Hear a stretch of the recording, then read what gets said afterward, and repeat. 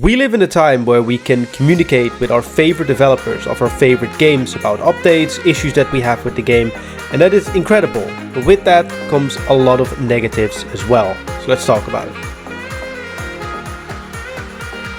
Yo, what's going on guys? My name is Jagex here, and today we're going to be talking about Jagex moderators and how they are still just people. Before we get into it, I just want to have a quick disclaimer for anyone who considers joining in the comment section down below about this subject. I will be very, very strict on things that are allowed because I just see a lot of hate, and we're going to be talking about hate in this video as well, and I don't want to spread even more in my comment section down below. So if you have something nasty to say, just don't do it. Just leave it in your head, in your mind, write it down somewhere else, but don't put it in my comment section down below.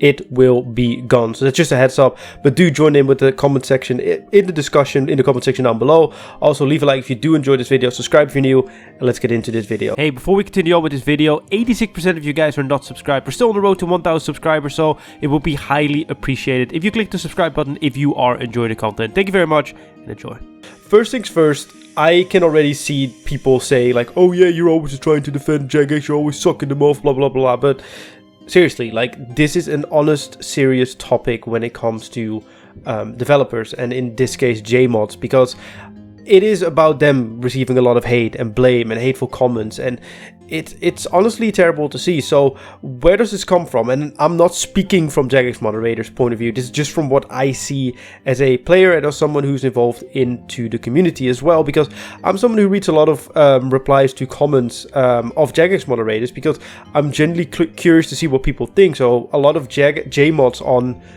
Twitter post comments like, hey guys, we have a new update, what's your guys' opinions on it? And I like to read that because, you know, there sometimes are gems in there for videos or good takes that I didn't think about, so I can incorporate it in a video. You can call it content stealing or whatever, but if I'm gonna credit everyone that I sometimes see a good idea from, but then I build further on top of it, then this video would just be shout out to this person, shout out to that person, and that's not really, yeah, that's not good. But hey, oh, if I ever take one of your ideas or whatever and you can prove that to me and you have a problem with me using it, let me know. Like, I'm generally not here trying to steal ideas, but that's besides the point. Like, I read those comments, and besides the just genuine suggestions and genuine feedback, I also see a lot of hateful comments, usually when you scroll down a little bit more, and I would assume that they delete a lot of those comments as well that are actually really, really bad, or some bot does it, or maybe someone who managed their account. I don't know how exactly they remove, because I can imagine their comments are even worse than some that I do see. But why am I pointing this out? Because it's gotten to a point, especially with old school RuneScape. Obviously, I'm focusing mainly on RuneScape 3 in this video, but old school RuneScape is even more run by the community, where at that team, they even came out and said that there are moderators that fear to come on their weekly live streams to talk about the update, talk about the questions and game updates, etc., because they were genuinely scared of what people had to say, and genuinely scared of all the hateful comments that they could receive by just being there. And that to me is terrible, and it wouldn't surprise me if that goes for the Arch-3 team as well, because they get a lot of slack as well. And I'm not gonna say, like, so first things first, I am not saying that the hate itself, like the nasty comments, are a good thing, but I do understand people lashing out towards them, because they are the only people that we can talk to about the issues that we have within the game. But then again, do that in a normal manner. Like, for example, if you have an issue with, for example, the new quest that came out and the rewards that came from it, and you think the rewards are shit, don't go attacking the moderator personally, or don't go attacking a moderator, like saying nasty words or whatever, because at the end of the day, they can't do anything about it. Like, maybe they have worked on it, and that's something I will get into in a moment as well, because are they the ones to blame for the updates? Because at the end of the day, they're the ones working on it. But what I'm trying to say is, like, if you give feedback, like, give actual feedback. If you don't know how to give feedback, look up hamburger feedback. I know that sounds very weird, but that is usually like giving a positive, giving a negative, and then giving another positive. For example, the quest was great, the reward was terrible, but I do like the graphics of the thing, because the thing is, giving feedback is actually very, very important for anyone. Like, anyone who does any job, it's important to get feedback, and it's important to understand it. And something that we might actually not realize as well is how blessed we are that we play a game, or even live in a time, but especially play a game where the developers actually seem to semi-listen to the community as well. I mean, as I said, more with old school than with RuneScape 3, but even with RuneScape 3, like, you cannot tell me that they don't take suggestions from the community and they don't see the issues that we're having and that they're not working on it. They are, because just to go back to the point how blessed we are, I played a lot of games where the developers don't listen to the community, like Call of Duty, for example. That might not be the best example, but it's the main reference point that I have. Like, there were a lot of issues people always had with the game, and they were just not getting fixed, even though there were very obvious issues that everyone had an issue with, but they just didn't listen to the community, and usually even went the opposite way of the community, which made zero sense, because obviously corporative and whatever, but that's a whole nother discussion about gaming industry and that kind of stuff. But what I'm trying to say is we are blessed with the Jagex moderators. We are blessed with the way they run the game, and as I said, they don't take everything, and I don't think that it's necessarily all willing either, because yet again, at the end of the day, Jagex is a business, and Jagex can only do this many things, and they can only work on these many updates at a time. And you know, we might suggest something that might sound simple in our head, but yet again, this game is built on very old code, and spaghetti code, I know it's a meme, but it genuinely is a thing. I talked to a friend of mine who does IT, and he said as well, like, sometimes when you change something in the code, something completely else breaks. And you know, if you think about it, for example, let's say there's something wrong with spears, like poison spears. I don't know why, but as an example, like, there's something wrong with poison spears.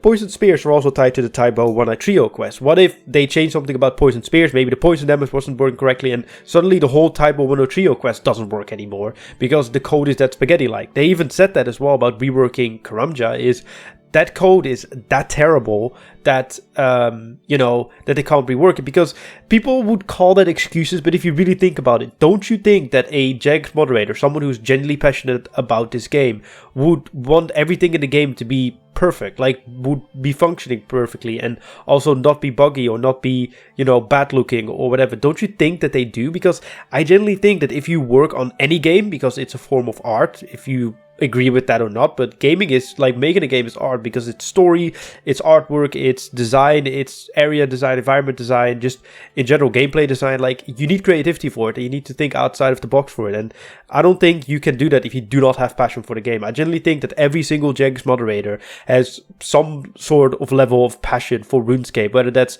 from a player point of view or just generally like, I just really like the game or whatever. Because would you work for a smaller company like Jagex, where, you know, maybe you get paid less than like a bigger company where you have maybe a lot more opportunities to also grow further within your field, and that looks better on your CV?